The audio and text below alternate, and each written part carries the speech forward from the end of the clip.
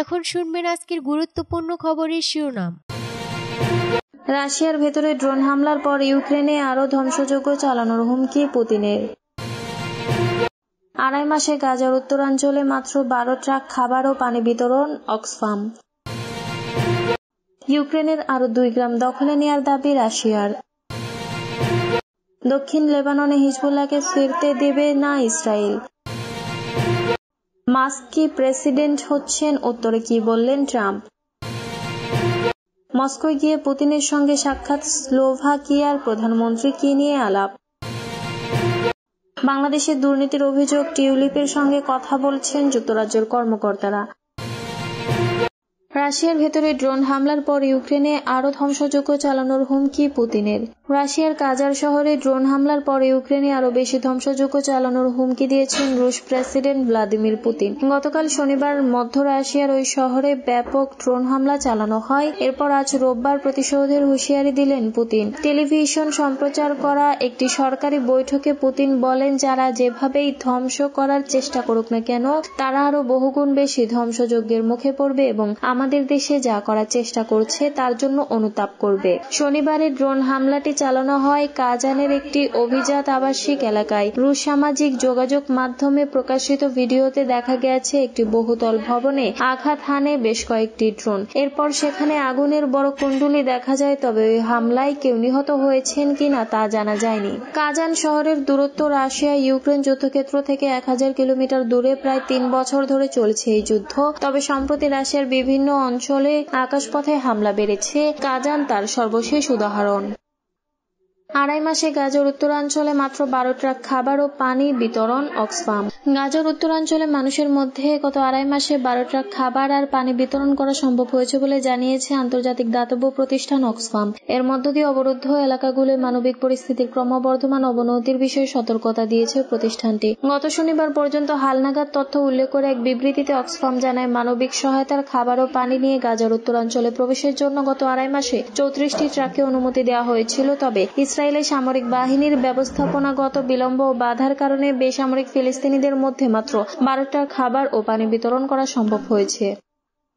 ইউক্রেনে আরও 2 গ্রাম দখলে নেয়ার দাবি রাশিয়ার। ইউক্রেনের পূর্বাঞ্চলে 2টি গ্রাম দখলে নেয়ার দাবি করেছে রাশিয়া। এর মধ্য দিয়ে প্রায় 3 বছর ধরে চলা যুদ্ধে ইউক্রেনের আরও ভূখণ্ড নিজেদের দখলে নিল রুশ সামরিক বাহিনী। আজ রোববার রুশ প্রতিরক্ষা মন্ত্রণালয় সামাজিক যোগাযোগ মাধ্যম টেলিগ্রাম জানিয়েছে, তাদের সেনারা ইউক্রেনের উত্তর পূর্বাঞ্চলের খার্কিভ অঞ্চলের লোজোভা ও ক্রাসনিও গ্রাম স্বাধীন করেছেন। ক্রাসনোয়ে গ্রামটি গুরুত্বপূর্ণ খোরাখোভ শহরের কাছাকাছি অবস্থিত। শহরটি প্রায় পুরোটাই ঘেরাও করে রেখেছেন রুশ সেনারা। পূর্ব ইউক্রেনে ডোনেৎস্ক অঞ্চলের পুরোটাই দখল করতে চাইছে মস্কো। এর আগে খুরাখোভ দখলে নিতে পারলে তাদের জন্য বড় সুবিধা। ইউক্রেনের পূর্বাঞ্চলের যুদ্ধক্ষেত্রে অগ্রগতি পাওয়ার জন্য সাম্প্রতিক মাসগুলোতে তৎপরতা বাড়িয়েছে রাশিয়া। আগামী জানুয়ারিতে ডোনাল্ড ট্রাম্প যুক্তরাষ্ট্রের প্রেসিডেন্টের দায়িত্ব নেওয়ার আগে যতটা সম্ভব ইউক্রেনের ভূখণ্ড দখলে নিতে চাইছে তারা। ইউক্রেনের যুদ্ধ দ্রুত বন্ধের জন্য প্রতিশ্রুতি দিয়েছেন যুক্তরাষ্ট্রের নবনির্বাচিত প্রেসিডেন্ট ট্রাম্প। তবে যুদ্ধবিরতি বা শান্তি চুক্তির জন্য স্পষ্ট কোনো শর্ত তুলে ধরেননি তিনি। দক্ষিণ লেবাননে হিজবুল্লাহকে ফিরতে দেবে না ইসরায়েল। লেবাননের দক্ষিণাঞ্চলের গ্রামগুলোতে হিজবুল্লাহর কার্যক্রম পুনরায় করতে দেবে না বলে জানিয়েছে ইসরায়েল। ইসরায়েলের প্রতিরক্ষা মন্ত্রী ইসরায়েল কাটস রবিবার একথা বলেন। তিনি আরও উল্লেখ করেন, হিজবুল্লাহর উপস্থিতি ইসরায়েলি জনগণের জন্য হুমকি সৃষ্টি করতে পারে। ইসরায়েলি প্রতিরক্ষা বাহিনীর একটি ফ্রন্ট লাইন থেকে বক্তব্য দিতে গিয়ে কাটস বলেন, আমরা হিজবুল্লাহকে নজিরবিহীন শক্তি দিয়ে আঘাত করেছি। আমরা সাপের বিস্তার ভেঙে দিয়েছি। যদি হিজবুল্লাহ লিতানি নদীর বাইরে না সরে এবং যুদ্ধবিরতি লঙ্ঘনের চেষ্টা করে, তবে আমরা তাদের মাথা চূর্ণ বিচূর্ণ করব। ইসরায়েলের এই কড়া অবস্থান মধ্যপ্রাচ্যের উত্তেজনাপূর্ণ পরিস্থিতির মধ্যে এসেছে। লেবাননের দক্ষিণাঞ্চলে হিজবুল্লাহর অবকাঠামো পুনর্গঠনের চেষ্টা ইসরায়েলের জন্য দীর্ঘমেয়াদী নিরাপত্তা ঝুঁকি হতে পারে বলে মনে করছে ইসরায়েলি কর্তৃপক্ষ। প্রসঙ্গত, লিতানি নদী লেবাননের দক্ষিণাঞ্চলের একটি গুরুত্বপূর্ণ প্রাকৃতিক সীমানা হিসেবে বিবেচিত। ইসরায়েল চায় এই নদীর উত্তরে হিজবুল্লাহর সমস্ত কার্যক্রম সীমাবদ্ধ থাকুক এবং দক্ষিণাঞ্চলকে সম্পূর্ণরূপে নিরস্ত্র রাখা হোক।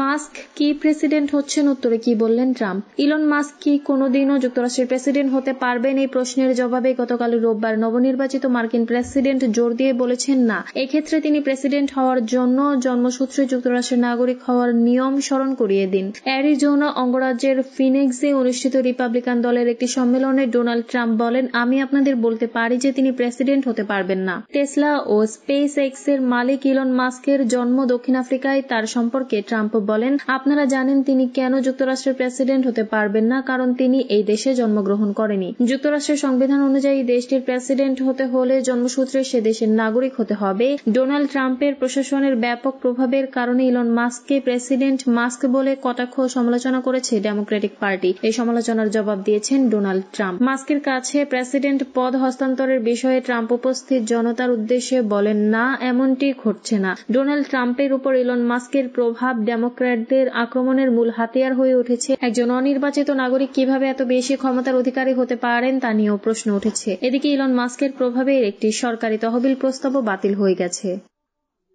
মস্কোয় গিয়ে পুতিনের সঙ্গে সাক্ষাৎ, স্লোভাকিয়ার প্রধানমন্ত্রী কি নিয়ে আলাপ। রাশিয়ার প্রেসিডেন্ট ভ্লাদিমির পুতিনের সঙ্গে সাক্ষাৎ করেছেন স্লোভাকিয়ার প্রধানমন্ত্রী রবার্ট ফিকো। গতকাল রোববার রাশিয়ার রাজধানী মস্কোর ক্রেমলিনের দুই নেতার মধ্যে বৈঠক অনুষ্ঠিত হয়। ইউরোপীয় ইউনিয়নের কোন নেতার মস্কো সফর বিরল। রাশিয়ার গ্যাসের উপর নির্ভরশীল স্লোভাকিয়া ইউক্রেনের ভেতর দিয়ে গ্যাস স্লোভাকিয়ায় পৌঁছায়, কিন্তু ইউক্রেনের ভেতর দিয়ে রাশিয়ার গ্যাস পরিবহন সংক্রান্ত চুক্তির মেয়াদ প্রায় শেষ হয়ে আসছে। এই চুক্তির মেয়াদ বাড়াতে অস্বীকৃতি জানিয়েছেন ইউক্রেনের প্রেসিডেন্ট ভলোদিমির জেলেনস্কি। তার এই সিদ্ধান্তের সমালোচনা করছে স্লোভাকিয়া। এমন প্রেক্ষাপটে রাশিয়ায় গিয়ে পুতিনের সঙ্গে সাক্ষাৎ করলেন স্লোভাকিয়ার প্রধানমন্ত্রী। চুক্তিটির মেয়াদ চলতি বছরে শেষ হবে। এই পথ দিয়ে গ্যাসের প্রবাহ বজায় রাখার লক্ষ্যে জোর প্রচেষ্টা চালাচ্ছে স্লোভাকিয়া। 2022 সালের ফেব্রুয়ারিতে ইউক্রেনের বিশেষ সামরিক অভিযান শুরু করে রাশিয়া। এই যুদ্ধ শুরুর পর ইউরোপীয় ইউনিয়নের তৃতীয় কোন সরকার প্রধান রাশিয়া সফরে গেলেন। স্লোভাকিয়ার বিরোধী রাজনীতিকেরা দেশটির প্রধানমন্ত্রী ফিকোর রাশিয়া সফরকে লজ্জাজনক বলে অভিহিত করেছেন। পুতিনের সঙ্গে বৈঠকের পর ফিকো ফেসবুকে বলেন, ইউরোপীয় ইউনিয়নের কর্মকর্তাদের গত শুক্রবারই তার মস্কো সফরের বিষয়ে জানানো হয়েছিল। ফিকো আরো বলেন, গত সপ্তাহে জেলেনস্কির সঙ্গে আলোচনার জেরে তিনি পুতিনের সঙ্গে সাক্ষাৎ করেছেন। বাংলাদেশে দুর্নীতির অভিযোগ, টিউলিপের সঙ্গে কথা বলেছেন যুক্তরাজ্যের কর্মকর্তারা। যুক্তরাজ্যের ক্ষমতাসীন লেবার পার্টির মন্ত্রী টিউলিপ সিদ্দিক নিজে ও তার পরিবারের সদস্যদের অর্থ আত্মসাতের অভিযোগের বিষয়ে তার সাক্ষাৎকার নিয়েছেন দেশটির মন্ত্রিপরিষদ অফিসের কর্মকর্তারা। টিউলিপ সিদ্দিক যুক্তরাজ্যের সিটি মন্ত্রী। একটি পারমাণবিক বিদ্যুৎ কেন্দ্র নির্মাণ সংক্রান্ত চুক্তির মাধ্যমে টিউলিপ সিদ্দিক ও তার পরিবারের 4 সদস্য 4 বিলিয়ন পাউন্ড আত্মসাৎ করেছেন। এমন অভিযোগের বিষয়ে বাংলাদেশে অনুসন্ধান চলছে। গত রোববার এ বিষয়ে জানাজানি হয় যে অভিযোগের বিষয়ে যুক্তরাজ্যের মন্ত্রিপরিষদ অফিসের শুদ্ধতা ও নীতি সংক্রান্ত দল টিউলিপ সিদ্দিককে প্রশ্ন করেছেন। টিউলিপ সিদ্দিককে বাংলাদেশের দুর্নীতি দমন কমিশনের কর্মকর্তারা জিজ্ঞাসাবাদ করতে পারেন। এ বিষয় প্রকাশ হওয়ার পর তাকে যুক্তরাজ্যের মন্ত্রিপরিষদ অফিসের কর্মকর্তারা প্রশ্ন করলেন। দুদক গত সপ্তাহে টিউলিপ সিদ্দিক, তার মা শেখ রেহানা ও খালা শেখ হাসিনার বিরুদ্ধে দুর্নীতির অভিযোগ অনুসন্ধান শুরু করেছে। শেখ হাসিনা বাংলাদেশের সাবেক প্রধানমন্ত্রী